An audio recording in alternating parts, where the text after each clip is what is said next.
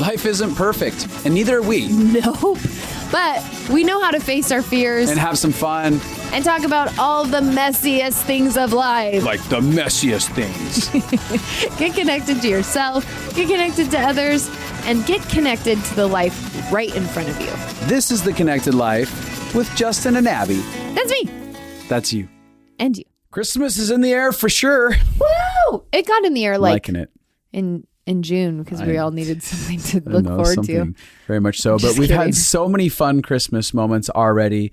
We're headed towards Big Christmas Day. Super excited about that. And I'm just liking it. Yeah. I'm liking Christmassy all everywhere. Yeah, we got a tree up and it looks so beautiful. It reminds us that there is good in humanity. Yeah. 2020 Is that what it reminds me of? Bad. I just think it's like pretty lighting. Yeah.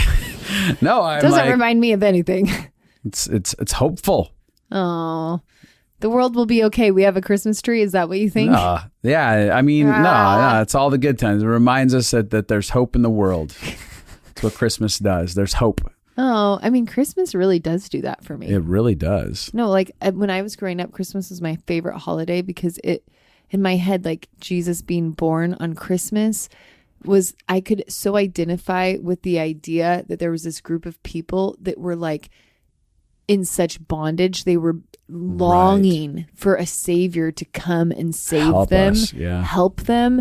And so I was like, I can so identify with me. I'm like, I need help. I need a savior. And so Christmas always felt like the most hopeful holiday because I was like, this is the moment where there was like a divine intervention. Yeah. That said, enough of how the world has been going. I'm about to change the game. And so the concept of Christmas always felt so hopeful to me because I'm like, this is the moment that God broke through everything that was normal and everything that was happening and completely changed humanity for forever. And so I think I always felt like I could pull from that moment into my life. Like, no, there's hope. Any areas that I feel stuck, any areas that I feel trapped, any areas that I can't see a way out. That's just like the Israelites. They couldn't see a way out. And yet all of a sudden, where they least expected it, how they least expected it, hope broke through in a way that transformed the planet forever. Yeah, I love it. So I echo the same thing. Well, I echo the same thing. I was like, there's not much more for me to say on that. I just think it's a really powerful thought, and it's what I feel as well. So yeah, God came to be with us so that there'd be no suffering in aloneness, so that we would never be trapped here without hope, without comfort, without joy. And then you listen to the Christmas songs, and it's like good tidings of comfort and joy. That's like what... like his birth was to bring us comfort and joy, peace on earth. We all need a little bit of that. Yeah, we need some relief from our sufferings, like in marriage. Speaking of that, we had a moment the other day that was kind of a little bit explosive, as my random transition and that goes. And we were on a walk, and it just so happened in a public area where it's like a trail where people come and go. They're always hanging out. And Abby and I, there was something that felt a little higher stakes for her, lower stakes for me. It ended up becoming more of a higher stakes situation altogether as we both got triggered and explosive with one another and got loud at some point. I'm thinking, well, that's kind of undeniable. I'm sure someone out here has heard this exchange somewhere. And if you didn't... did you just say I got loud? I said it got loud. Oh, we both got loud. Yeah. Yeah. And eventually... I was like, wait a second. Yeah. Don't just finger point here. But it was funny because as it continued on, even if you didn't hear it, you definitely feel it as you passed us by, because we went our separate directions and then we're moping towards each other. Moping. That's the best adjective ever. Then we were moping towards each other. Which, by the way, I'm a big fan of going separate directions for a couple minutes, because just scientifically in your brain, you need a couple minutes to get the blood out of your amygdala, which is the emotional response center. You need to be able to get it back to your logic so that you're not just a crazy person. Totally trying to survive one another. Yeah. So in the midst of it, this guy rides past us, and then on a bike, and then again he rides past us coming the other direction because he got to the end of the trail and came back, I guess. And he's like, hey guys, I really like your stuff. I really like your podcast. Keep up the good work. Yeah, something along those lines. And we both knew he can see and feel and hear what is happening. Yeah, there's no question about it. He's like, they need some help. But we got back to our truck, and there was a note on the truck, and it says, "You guys are blessed and highly favored. Thank you for the way you are both advancing his kingdom. Keep it up." And there's this moment where, in the past, I would have gone into debilitating shame. Yes. Being like, oh my God, I know he had to have felt or seen or heard everything that went down. Somehow, something had to. And I would have just felt terrible about it. But there's something about embracing our humanity that is so key, where it shatters shame, where we just go, oh, this is just part of my humanity. I am messy. And I think that a lot of people want to hide those parts of their journeys and go, I have to arrive somewhere. Yes. And we're here to just tell you don't have to arrive anywhere. Yeah. And you can know that someone's there to meet you in the moment. It was cool how we were met in the moment, because ultimately I was able to receive the fullness of the love inside of that message, rather than be like, oh my God, this is a reflection of how bad I'm failing. Oh, see, now this is why I thought the story was funny, because I got a kick out of it, where I was like, he's like trying to help us. Oh no, don't give up, guys. I thought that's what I thought. Let me save their marriage. Yeah. But what I did think was that we have grown a lot, because I think like having this podcast, we just did our 100th episode recently, and I liked talking about how our goal is to teach people to be messy, not that we have figured it out. Right. And we're so much better than we used to be. Right. But we're still super screwed up. And so it was awesome because, and I've never really cared if people saw me fighting, because I'm like, what? It's real. I have such a high value for authenticity. Right. But what I will say is, I walked away being like, I'm so glad that our podcast trumpets that we're messed up. Right. And that we're growing. Because I feel like understood by both sides. I'm like, if somebody sees me in the middle of a moment, they're not going to think everything I talk about is BS. Totally. Because they're like, they talk about that. Uh-huh. But they're also not going to think like that we're like totally fine with it. They're going to know we're on the journey of growth. Yeah. So, and I think that part of it, because we're kind of sharing this piece of our journey today because of the conversation that we're having today around the concept of dissociation. Ooh. And for a lot of people, we either have no emotions at all about what's going on inside of our lives, and eventually they become volcanic because we've dissociated. And maybe not no emotions at all, because that's a pretty extreme, but like we don't feel like huge emotions about things. Right. We don't have a lot of awareness of what's going on internally with emotions, or we have really big emotions that feel really erratic to circumstances, and we're trying to control a lot of external circumstances, or enslaved to stuff, those emotions. And we don't know that we're actually dissociated from something core inside of us that needs to be faced. Yeah, I think when we first got married, now I've seen a counselor since I was 12. My mom, this is like one of the good things she did. She put me in counseling, and she's like, I know we're screwing you up. Here's the only thing I can do to help you. And so I've seen counselor after counselor, and I've worked through stuff. And honestly, it wasn't until the counselor I got about 3 years ago that any counselor even pushed on that I disassociate. Right. And it's because I was so emotionally intelligent. I could logically talk through my feelings and articulate and have lots of words for things. But she's the first person that noticed that while I could talk really well about feelings, I couldn't necessarily connect to them or feel them. Or when I shared deep, painful things, I could share it very logically. Like I know we've shared on here this story of when you were suicidal and tried to tell me, and how messy and complicated that got. If you want to listen, we have one on Suicide Prevention Month from a year ago. Yeah. But I remember telling people that situation and how it unfolded with zero emotion.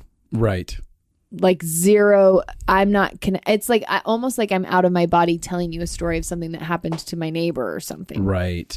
And so the ability to, even if I have good language and I could say things like, I felt sad or blah, blah, blah, blah, like I can say it without any connection to it. And so disassociation is literally like you have walled off or compartmentalized a chunk of who you are, a chunk of your story, a chunk of experiences in your life. Like I think lots of humans believe, if you saw your emotions and your heart and your soul like a house, I think people think that you can just like, oh, I'm going to lock the second floor door. Right. I'm just going to lock it. Not going to go there. I don't need to go there. It's unnecessary. We're all good. Yeah. And so like now I'm on the first floor and I don't ever go up to the second floor. So it doesn't actually matter. And they think that the second floor doesn't affect the first floor until the at all. second floor caves in because there's so much garbage in it. Or water damage or yeah. And you realize there's mold all over your house that's growing from that one space. The mold could be just upstairs, but you're still breathing it in the basement. Those are That's good a good analogy. So a lot of people believe that you can just separate parts off of you. And I do want to say this: disassociation is a coping skill. It is a gift to us from God. Also, for all of you who don't know, it can be pronounced dissociation or disassociation, and those are both correct terms. It's true. We had to look that up. We've had some that was a whole conversation with friends about that. Yeah. But so it is a gift to us. When we are in trauma, it is too much for us to handle. Yes. We need a way to be able to make it through that. It's really a great survival technique in a moment or a season of feeling very powerless or being in some powerless situations. And when I say being powerless, like children who are in traumatizing, abusive situations who actually just, they don't have anyone to help them process emotions. They have to put it somewhere in order to continue to function through it. Yeah. There's a lot of situations where you need it. And what it does is it kind of gives you some space between what the pain that's happening around you and your feelings so that you don't feel overwhelmed by your feelings in a moment of high intensity. And so it's a gift for us to be able to survive. But with every survival skill, if you keep the survival skills, it means it ties you to being in survival. Yeah, it doesn't allow you to enter into a realm of thriving. And thriving is going to be a place where you're actually able to connect to the fullness of your experiences and process through them, not just pack them up, compartmentalize them, but actually process through until there's a sense of freedom, love, life, abundance. Oh, yeah. And so if you're dissociated, you're not going to be able to receive love deeply. Like if keeping with the house analogy, let's say that love is like you can invite love on your first floor, but it can't affect your second floor. Right. The house cleaner named Love that keeps everything tidy and beautiful and sparkling can't actually go up there because you've said, no, you're not allowed into that space. Yes. So you can't receive love. You can't give love. Often when you block off stuff like that, it blocks off your ability to dream. It blocks off it can create problems with your creativity. There's so many areas. It makes your relationship so much more shallow. Yeah. So like the idea would be if I'm really intimate with you, Justin, which I am. Intimate, are we talking about emotionally, sexually? What are we talking about? All of it. All of it. Mm-hmm. If I am having emotional intimacy with you, but I only let you through the first floor of my house, there's only so much you know about me and that you've seen about me. And so I only have access to so much. And that's something that I've found in couples a lot. I think across the board. I know historically that's what women have expressed about masculinity a lot of times is like, I feel like I'm married to this guy, but I don't know him. And he's like, you know everything about me. I love fishing and hunting. And she's like, no, but I don't know you. Yeah. And that knowing is like, hey, there's a part of yourself that feels like you're disassociated from, that you have that upper second level of the house that you don't even want to go to. And I can't go to it. And I know it exists. I know it's the pain, the sadness, the fears, the insecurities, the hopes, the dreams, both sides. The childlike wonder, the vulnerability. All of that, but you're not accessing it. You have gone and exited that space yourself. Yeah. I remember when we first got married, you were dissociated a lot. Yeah. And one of the ways that... I want to talk about that. Nope. Nope, not going to let you. Well, can I share one of the ways that you're dissociated? Sure. You wouldn't know what you were feeling. That's what I was going to share. Oh, you go ahead. Okay, go ahead. Well, no, please go. No, for me, I would find that when there was an issue and Abby would ask, what are you feeling? What's going on for you? I'd be like, I don't know. Nothing.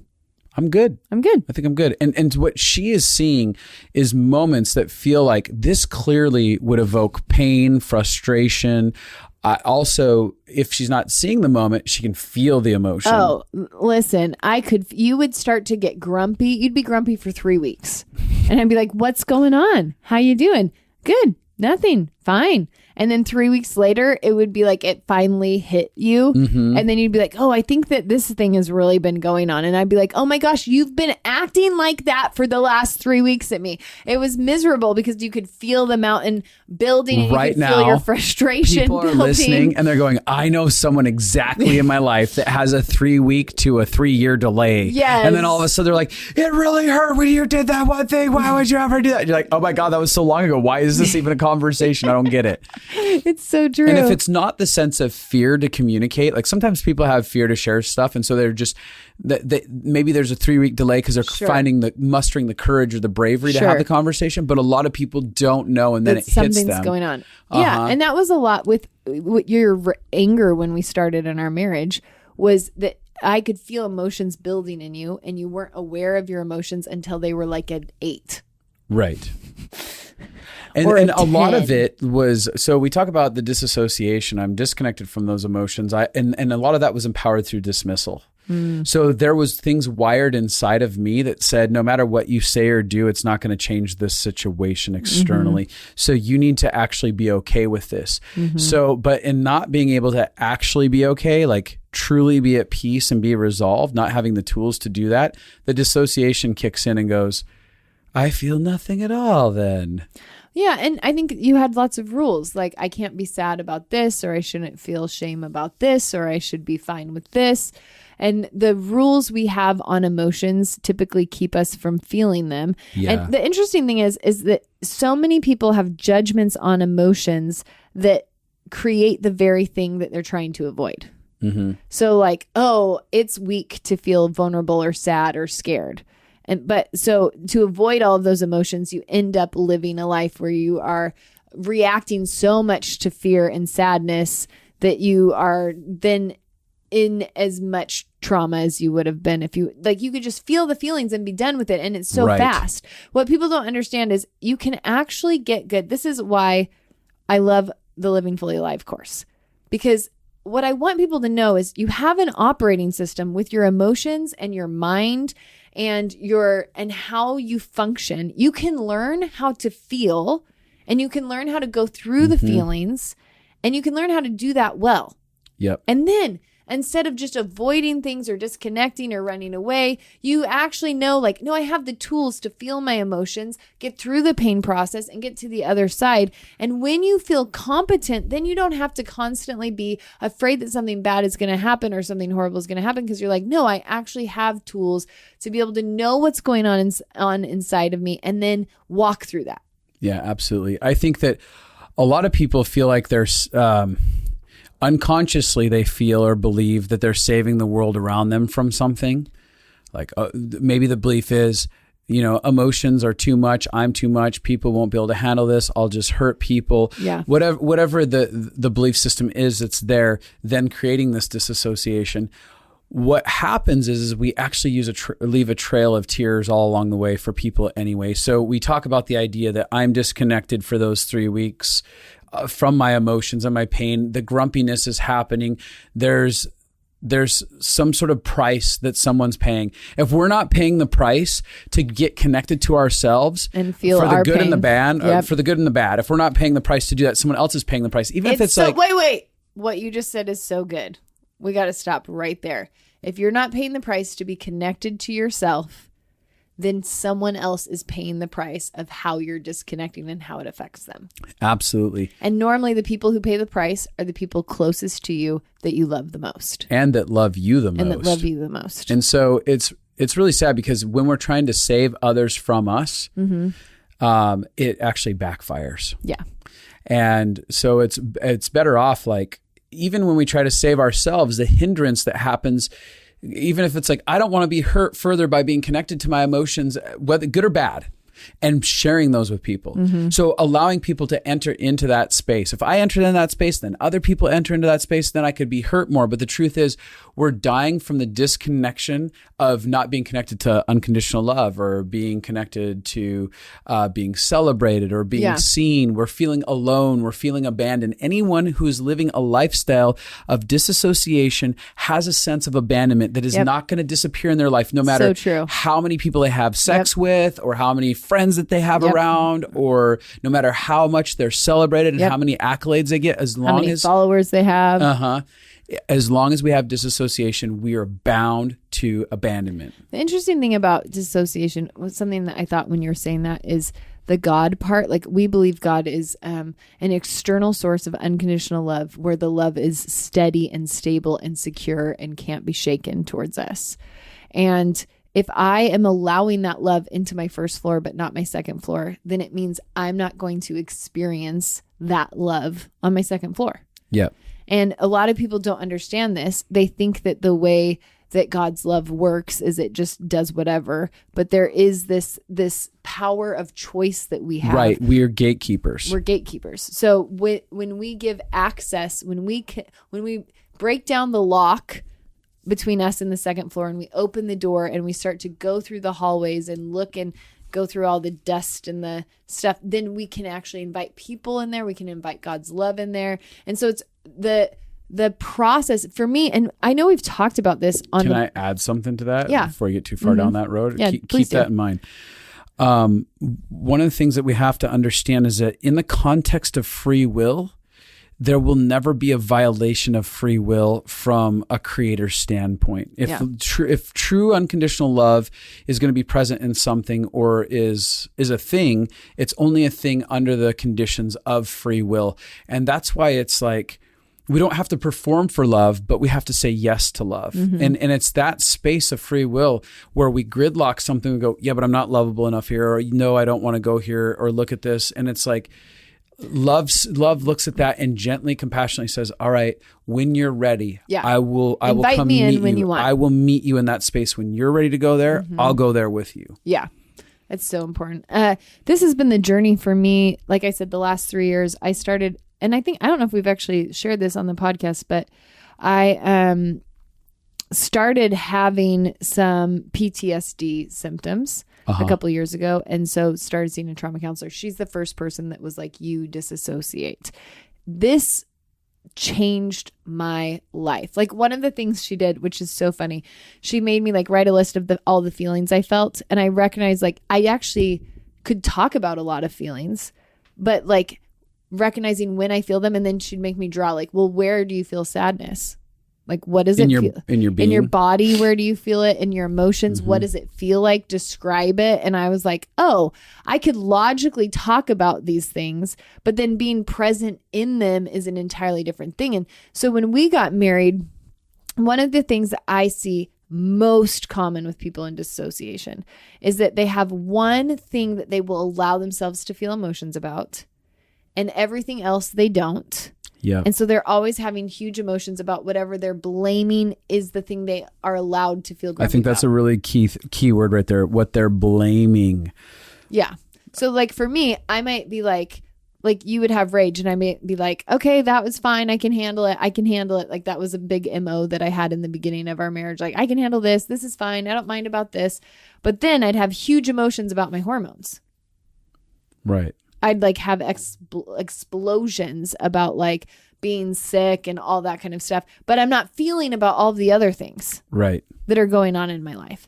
And so then no matter what's happening with my body, I couldn't actually get to the root and heal my emotions about my body, because most of my emotions about my body were like scapegoated emotions. Right. And I've seen this happen with so many people, like a wife, her husband has a porn addiction. So she doesn't feel any emotions about anything except his porn addiction. Right. Like, she doesn't feel any grief about her own childhood. She doesn't feel any frustration about what's going on with the kids in school. She doesn't feel any, like, she's like, I can feel everything, but this thing I'm allowed to feel about. Right. And I think it goes she can justify that this is a big enough problem or issue. I'm allowed. Now I can scapegoat it. Mm-hmm. And obviously that is a painful thing. So I'm not saying that's not painful. But all of a sudden you have this deep amplification of that issue. Every bad emotion and even is aimed if at he like walks almost a thin fine line of perfection inside of it, there's still going to be emotion over here about it. It's not going to clear it up. It's not going to get rid of the pain. And I think most like parents know this, or people who are married, like you're not feeling, and then all of a sudden your like partner doesn't hang up the keys, and now you're having a huge explosion about why didn't you hang up the keys? I can't find where the keys are. You never hang up the keys. Yeah, and it's not about that. And so part of not being disassociated is learning to figure out what your emotions are really about. Because if in the beginning of our marriage, I would have felt emotions about our anger dynamics. Right. I had anger issues. You had anger issues. If I would have felt emotions about that, which would have been wise to feel, we would have gotten into counseling earlier. Yeah, we probably would have. And we would have set better boundaries. But because I was like, I'm fine, I can handle that. This blah, blah, blah, blah, blah. So we continued on as a normal cycle of stuff. There was nothing demanding that there was an interruption of that normal. And then later is when it would all hit me. Right. And so, and I think I've seen that happen in so many couples where they have like a 7-year itch or a 10-year itch or a 12-year itch, because what they've done is they've just compartmentalized, which is disassociating over and over and over again, things that are painful instead of processing their pain, feeling their pain, grieving their pain. It's not all about being stuck in pain. I'm just saying, like, once you stop running from pain, right, you can face it and move through it and not be stuck. Right. I think about this, this is usually the place where couples end up in their divorce. Yeah. Is when there's an enlightenment to the disassociation that's happening, and then a beginning of feeling. So that's where I have a spouse come into my office, and for the first time they're like, oh, I'm really sad about the affair that happened 16 years ago. No problem whatsoever. We're great. We're thumbs up. Everything's fine. All of a sudden I realize that's a problem. And now they're fuming. There's 16 years of this violation building under the surface. And now they're like, I want a divorce. Yeah. I want a divorce now. You want a divorce now after this person spent 16 years with you and or just thinking that it's fine and like, oh, we're good, right? We're good. Yeah, we're good. You said it's good. Yeah. And there seems to be no going back because they feel like they're getting hit with not just a moment of an affair or whatever the singular problem was, but there's 10,000 moments of pain, sadness, improperly grieved, expressed, and it overwhelms them. And that's also the reason that people are really scared to start feeling their emotions for the first time, because of the mountain that's about to come down the road. Totally. I had a friend who did this a lot. Like, they got married and they had like 4 kids right away, and their husband went to school to get his master's degree. And the idea was just, don't feel about how hard this is. We'll do it later. Just keep pushing. This is just an intense 8-year season. We can do. And then here's what I see happen. I see a lot of couples do that, and then they end up divorced because your heart can't actually be crammed into a corner for 8 years and survive. And what happens is we become deeply victimized to our circumstance, because now something has seemingly happened to us. In us choosing to disassociate our heart, if we talk about our heart as an individual, we personify this being inside of us. The being inside of us, or these emotions, goes, you've ignored me for 8 years. I'm angry. I'm bitter. I'm resentful. I won't do anything now. Or like, you've run over me for 8 years. Now I won't compromise 1 ounce because I've been compromising so much. Now these hard lines are drawn in the sand that says my give a damn is busted. Yeah. And now the people outside of that feel like, well, this seems a little unfair. If we could have had this conversation earlier on, maybe give a damn busted wouldn't be the situation that we're at. Well, it's interesting because we've worked with so many couples where there's an addiction involved. Right. Where let's say that one spouse is like, finally has dealt with their crap. Finally gets out of their addiction, finally gets healing, finally gets whole. So the person who's been the problem, quote unquote, in the marriage gets healed and whole. And that's normally when the other person wants a divorce. Yep. Because they could... Like, wait, I just did everything you've wanted. Yeah, I literally did all of the things. I finally became the person you've always wanted, but something in them finally uncompartmentalizes. And then what they do is then they feel all of the emotions they haven't given themselves permission to feel. Right, because now they feel safe. Yeah. They feel like, oh, I believe that I'm now it's not a conscious decision, but unconsciously I am safe. There is space being held, room for me to have this because I didn't believe there was room. A lot of times we don't make room for ourselves. Yeah. We see a problem or whatever. We decide that the problem's bigger than our problem. We don't make that room for us. So again, we disassociate, just go, no big deal. Yeah. So for me, this looked, as soon as the counselor started talking about it, I could recognize the way that I dissociate is going into logic. I go into like and I think logic and emotions are supposed to be best friends. But they're not, emotions are not supposed to lead logic, and logic is not supposed to lead emotions. Correct. They need like a equal partnership. Most people have never seen an equal partnership in that. No. Normally people either have a lot of logic or a lot of emotions, and both of those feel unsafe. Yeah. And both of them will tout, we are the best way. Yes. You're just a terrible logic person who just runs over feelings. Feelings matter. That's all that matters. And logic people are like, you're crazy and out of control. You're dangerous. Your emotions have no sense of actual reality because there's not truth behind them. You just feel. And then there was me that was a hybrid of both, which is like I was logical in all areas, except then I had hormones, which made my emotions crazy. So I was emotionally crazy, but also logical. But I began no problem for me whatsoever. Yeah, that wasn't complicated at all.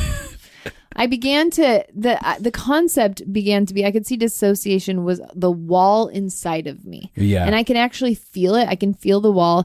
And when it shows up, people feel a hardness or they feel a coldness that can happen. So I can say everything right in a conflict. Like I can say compassionate language and I can ask the right questions and I can take ownership for my part. But if I'm doing it where I have locked the second floor, let's say the heater's in the second floor.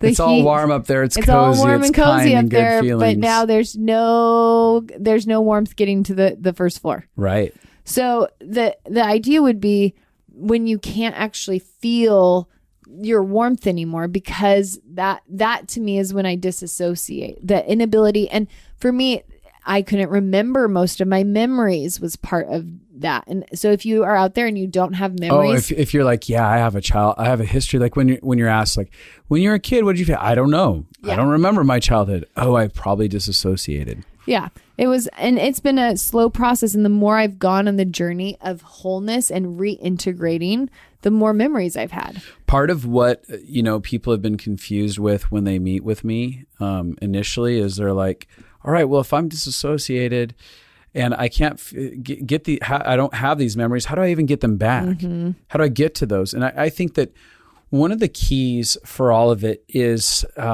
how we give ourselves permission. So for me, there has been a journey in phases of saying, Justin, you have permission to feel this thing. You have permission to remember certain memories that felt painful, scary, out of control. The promise of attentiveness, like I'm going to be attentive. I'm going to look into, I'm going to take care of, I'm going to nurture. It's like a sense of promises that something is going to be taken care of, because inside of us, there's always a reason, right? There is a reason for why. There's a rule system or a reason for why I've put this over here. Yeah. So if we don't speak to the reasons as to why, we'll be like, yeah, but this is here to protect me. And I'm never going to get taken care of if I do open up about this pain. So unless you give me a reason for what you're going to do differently, I'm going to keep this way. Yeah. And so across the board, when I've gotten people into a posture of saying, yes, I'm willing to, yes, here's the things that are going to get taken care of, all of a sudden they start having the aha moments. Oh my gosh, I didn't realize I felt this way. All of a sudden these feelings are flooding me. The memories are being restored. The more they feel safe, the more they feel like there's a competent, nurturing experience that they're going to have. They're more and more likely to connect back to the fullness of their history. Yeah. And for me, it was a lot of practice, like practicing feeling things, practicing validating things. Because part of my dissociation was like, it doesn't matter. It's fine. That's not a big deal. Oh, yeah. That's a huge thing. And so like learning to be like, it would make sense that I should feel sad right now. I'm allowed to feel sad. The more I practiced even just connecting to present day emotions, the more I got, because I was like, I didn't sit there and just try to think about my childhood. I gave myself permission, but then I also gave myself permission to be present. And I think the opposite of dissociation is being present. Yes. Being present with yourself, being present with your emotions, being present with the people around you. So I'm not living in fear of the future. I'm not living in shame of the past, but I'm not avoiding the past or the future. Yeah. And so I think for me, like one of the ways I've known that I'm getting more integrated is before I could actually only cry when my hormones were crazy. Yes. I couldn't get soft and tender and get to the under emotion. Like, so I say there's over the top emotions, which are like powerful ones: anger, frustration, annoyance, confusion, those. And then the softer emotions are like fear, pain, sadness. So for me, I can tell that I'm less dissociated because I can talk about something painful and I can get teary. Yes. And I could never do that before. That's true. One of the ways that people dissociate. I want to add another thing is permissible emotions. You call them powerful emotions. Let me just use language here that I think is helpful. Each of us has our permissible emotions. The ones that we think are fine. Yes. And that was your permissible emotions. Yeah. I'm like, oh, anger's fine. Confusion's fine. Logic is fine. Like I'll let myself feel all of these. I have given myself permission for these ones, not for the other ones. Yeah, that's really good. We have a friend who feels like this is a good example of dissociation, is feels like in their family that their family just stays disconnected. So they all, when they're all together, they all watch TV together, but they're disconnected. So one part of dissociation is you're always trying to escape. So you're scrolling all the time, or you're watching TV or movies all the time, or you are gossiping all the time. Yeah. Or focusing on something else. Yeah, go ahead. Yeah, or talking about superficial things. Like part of being connected to yourself is knowing what's going on inside of you. So if you've ever had a conversation with somebody that feels completely superficial, right, and you've tried to engage on a deeper level and it can't go there, it might be that they literally have blocked off half the rooms in their house, and so there isn't access to talk about more. Right, which is where you get down to going to parties and where everyone talks fluff. And you're just like, oh my God, we're talking about just politics, or we're just, because people have gone, oh, I guess that I have to figure out, is it weather we converse about? Is it how much money I'm making that we converse about? Not about real, authentic talk. And real, authentic conversations only happen in that present place. So they decided, they had a visit with their family, and they decided to ask engaging questions, just vulnerable questions, and share vulnerably instead of walling off and not sharing about what's really going on inside of them. They decided to like open up the conversation, and you can and they've decided to purposefully engage on holidays. How can we create connection instead of us all just coexisting in that? And so there's I have another story, and then I thought you could talk about the breakthrough that you had in the past. But I was just having a conversation with one of my really good friends the other day, and all of a sudden in the conversation, I was like, I don't understand what we're talking about. Like, it just feels like you're yammering at me. Like, I was like, I'm so confused what happened, because like we have good conversations where there's a good, but it feels like someone is assaulting my ears with a machine gun and nothing's behind it. Yeah. I literally told them, well, I said, hey, can I pause you for a second? I'm not really understanding what's happening in this conversation, because what you're telling me is a vulnerable story, but the way you're telling me it, I feel like I could put a plant in front of my face and walk away, and you would keep talking and not even know that I had left. like you're not, I just don't understand what's happening. And they were like, oh, you know what? I think I disconnected. I was sharing that completely logical. I wasn't connected to myself. And so you couldn't feel me present in that conversation. And so many of you are having light bulbs right now, because you're like, that person that talks on and on at me. Most of the time, people who repeat a lot, or when you're talking, you like just find yourself spacing out all of the time. Oftentimes it's because they are not connected to themselves while they're sharing.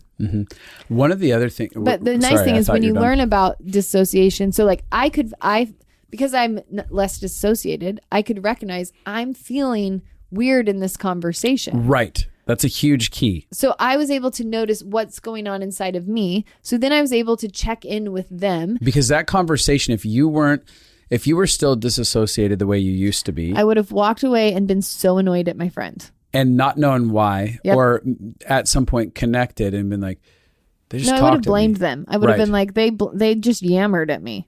Right. And you wouldn't have understood in the moment that there was any emotions. Yeah. So I was able to know, like, I'm having emotions. I don't understand what's going on. So I'm just going to ask what's happening. And as soon as I asked, they dropped into their body. I could tangibly see them emotionally get present. And then they were like, you know what? I just went. Which became more warm. It felt Yep. more warm and invested and personable. One of the things that you keep saying is you ask them questions, which means you're also asking yourself questions. A pretty consistent thing that we see inside of childhood, and I've kind of talked about this a little bit before, is that when kids are investigative, they're inquisitive, they're wanting to know how things work. They're asking the why a lot of times, and to the point of it's annoying, and you want to like throw the kid out a window or like, stop, leave me alone, go away from me, I can't take it. Just do what I say, which is understandable. It can be overwhelming, but what we're taught at a young age is to not be inquisitive, is to not be investigative, is to not look under the rocks and stuff like that. And so we're told often that's just the way it is. Yeah. No, that's just the way it is. Just do what I say. It's just the way it is. So what we have as adults is this emotional thing of when we feel something that's off, we have this button that says that's just the way it is. That happens. It's a flash trigger that happens it just flashes. Boom. That's just the way it is. Doesn't matter. Move on. Move forward. And so we don't allow ourselves to go into that investigative space. And so that furthers the dissociation. So one of the things that we have to do is begin to go, hey, the why is a good question. The world or the experience that I'm having from moment to moment isn't just the way it is. It's happening because of something. What is that because of? And I'm not bad for wanting to take the time to look both inside of myself and inside someone else's story. I know that I've watched other people they'll ask someone questions and the person will get frustrated as adults. Like, why are you asking me so many questions? I feel violated. It's like you're attacking me. And so it'll progressively shut people down, like when they do try to do that as adults. And that's one thing that I say, push into that. If you're actually investigating into other people around you that you care about and they don't know what to do with those questions, they're getting frustrated because they don't know how to seek an answer within self. Right. They don't know how to gather that answer. But it's really a great idea to, like, if I'm going to pursue not being dissociated and also implement that into my environment, being okay with saying, hey, I know you feel a little frustrated, like I'm trying to attack you. I'm trying to understand you. I'm trying to connect to you. I'm here for you right now and for me so that we can be connected and be healthy in this moment. Yeah. I think for me, questions is a great thing, but also I was just thinking about the journey of learning to be in your body. Yeah. So I'd love for you to share your story, and then I'll share some of my story about that. When I was in with our trauma counselor, she was like, hey, describe your memories and what you felt. And I could describe certain pain and emotions. She was like, well, describe physical surfaces for me. Let's just start there. Can you describe what the physical, what the room felt like, the physical space if you were to touch things? And I was like, what? She's like, and where did you feel that inside of your body? Inside of my body. I'm like not connecting with what she's saying. She said, Justin, it seems like you learned in the pain, in some of the abusive cycles that were happening, to step out of your body in order to keep being present. I remember there was a moment where there was an exchange of physical pain that was happening between my mom and myself. And there was a statement that when she made the statement, I'll give you something to cry about. And I said to myself, I will not give you my tears anymore. And I remember that moment, like when I'm looking back at it, where I exited myself and things would happen from then on and I would be glazed over. And whether it was loud yelling or it was physical violence or just whatever, I would just be there. And I also would find myself inside of what would be almost like an inner cave in my mind. Mm-hmm. I've recessed to this inner cave of imagination. And a lot of people will go find themselves fluttering around in imaginations. Mm-hmm. Maybe it's these fantastical ideas of good and fun things or whatever it is.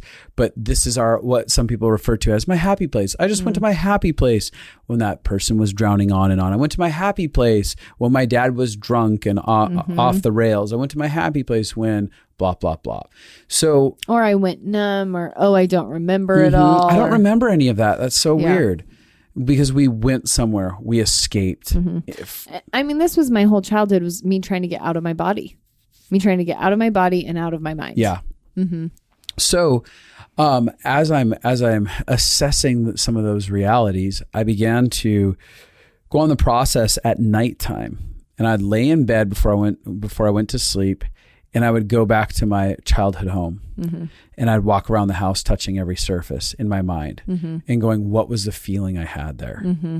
What was the feeling of that countertop? What was the feeling of that wood on that table? What was the feeling of that carpet that I can remember? And allowing myself to start there, because that was a safe place to begin to integrate back into my body, was touching every surface in my history. You're not integrating back to the most painful moments. No, I'm not going back into violence. You're integrating to being in your body. Mm-hmm. Mm-hmm. And that began to a warming up process for me as that happened. And then I was kind of in I was in a meditative place, hanging out in my car and kind of connecting with my own history of emotions and pain. And I said to myself, Justin, you have permission to re-enter back into your body. This body is safe to be in. Our circumstances are safe. You're not going to experience more physical violence. I'm going to take care of you. It was that permission point, specifically with engaging my body. And I'm sitting in this parking lot in my car. My door's open. I'm in a far end of the parking lot where no one's at. It's like a giant Walmart parking lot, so to say. This matters because I am now have integrated back into my body. I could almost feel like I landed back into myself, and I start wailing, scream crying. I'm feeling pain, physical pain on top of my head, in my shoulders, in my chest, on my back, on my face. It's like immense, almost overwhelming, but I felt grace for it. I didn't feel like it was happening to me. Yeah. I felt like there was grace, like, oh, there's love here. I'm not going to be alone in this. I actually can handle this.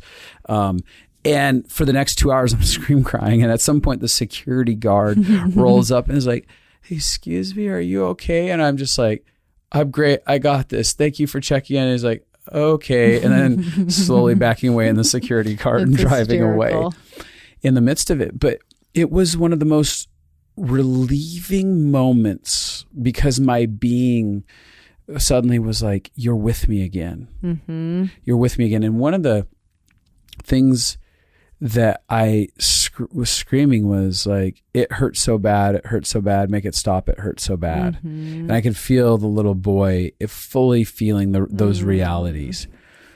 And that, although could seem scary, again, felt peaceful, hopeful, life-bringing inside of it. It's like I could feel my guards. It was almost like a relaxation from my neck to my shoulders to my chest, and all of it just, as the pain was very intense for a while, and then all of a sudden everything relaxes.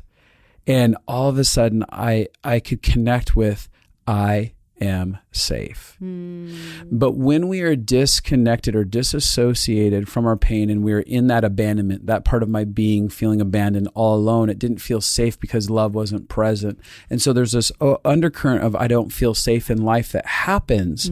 But now safety gets restored because I am present with me. I am not going to be alone because Justin is sitting down being present with Justin. Yeah, and there's something that I would like to say, like the great news is you slowly warm back up to being reassociated.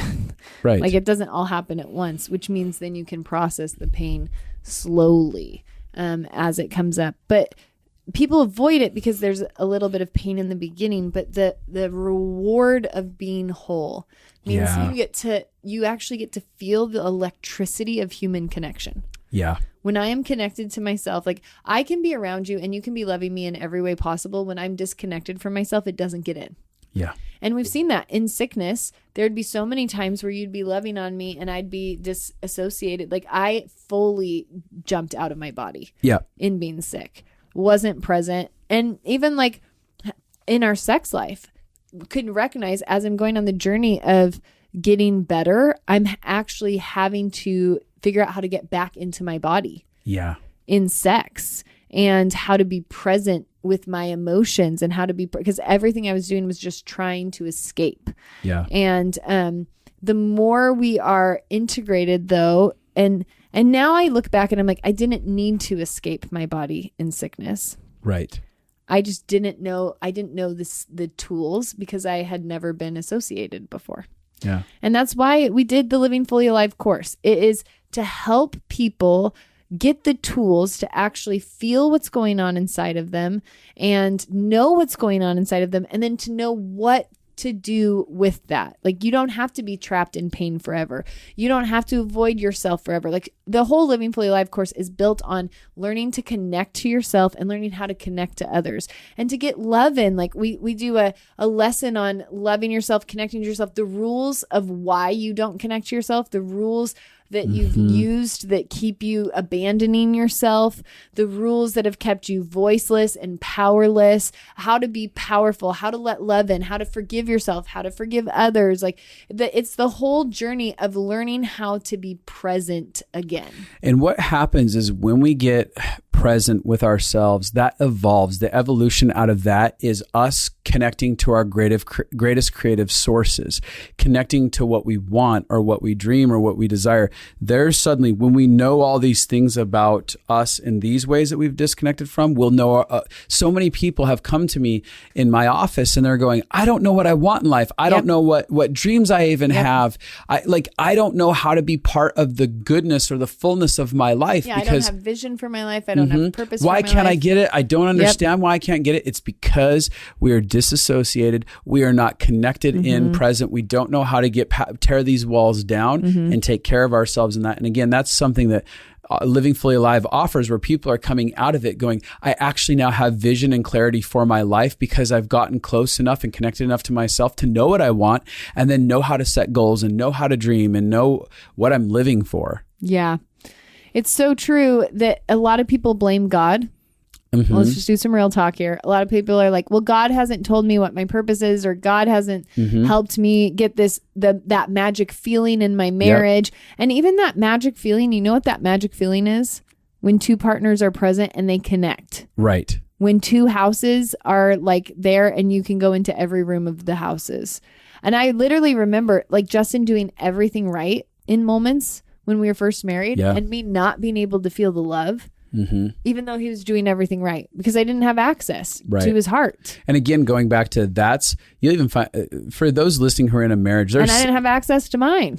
There's some of you that are in a deep blame cycle with your spouse, and your spouse is fighting super hard to love well, do everything, and it's still not landing. And that's a surefire sign that this mirror is telling you, hey, you're disassociated. Yeah. You're not letting stuff land.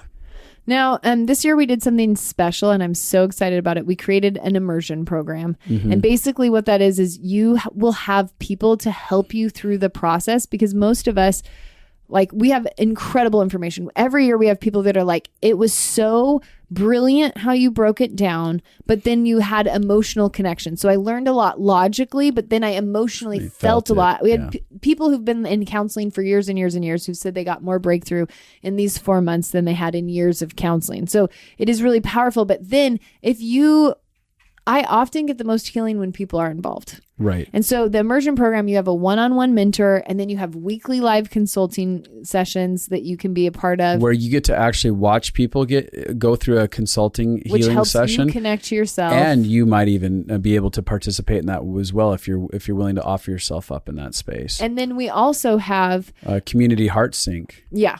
where people are getting on weekly, talking, like getting turns, getting to share. So you get to go, oh my gosh, today I watched 5 different people out of the community share something that related to my experience. I am not alone, which then ultimately the hope is that we build long-term community. You're facilitating a culture where you're like, I met 20 people, 5 people out of that whole thing, 2 people that I'm going to do the rest of my life with, or a good portion of life where I feel like I'm not alone. Understood.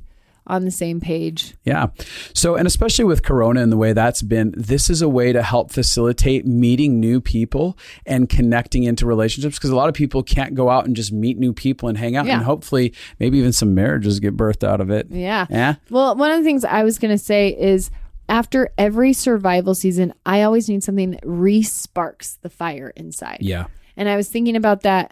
Currently, there's a lot of things that I'm doing because I just came out of a season of survival with my body. And so there's a lot of things I'm doing to re-spark the fire of life in my heart. And that's why I think we have people who are returning for their 2nd and 3rd time doing Living Fully Alive, because when it's been a year of survival, and just being reminded of it and walking through the weeks of like, oh yeah, I'm reconnecting to myself. Oh yeah, I'm getting present with my feelings. Oh yeah, I'm giving myself permission to feel these things and get rid of these rules. And I'm giving myself, it's kind of like just kind of doing a cleanup. You clean out the dust that got settled inside, and you just kind of like get realigned with who you are and remembering how powerful you are as a human, and then you launch into your life again. There you go. So, hey guys, if signups are lasting until January 1st. But the immersion program is going to close soon because we have a lot of people. So so we gotta close that down. And so sign up fast if you want to get in. You can go to justinabbey.com/livingfullyalive or justinabbey.com. That's abi.com. And you can check out more about all of that information. And reality is if you guys have been touched or transformed by anything in this episode, rate, review, subscribe, and share. Get the message out there. We say it every time, but please share it with people. It's the organic sharing that actually impacts people, because they go, oh, that's tangible. That's a testimony. That's real. I want to hear that. Yeah. So there you go. Don't disassociate anymore. And listen, there's no shame. I still dissociate a lot. I still dissociate a lot, but now I can recognize when I'm doing it. We're beautifully messy. Yeah, I can recognize when I'm doing it. And now I'm like having more and more moments where I can choose vulnerability and connection and tenderness instead of that. Embrace your humanity. Yeah. Don't judge yourself in this process. Yeah, don't shame yourself, but know that there's more. Yes. All right. Well, we're going to go now. All right. Goodbye, people. You goob.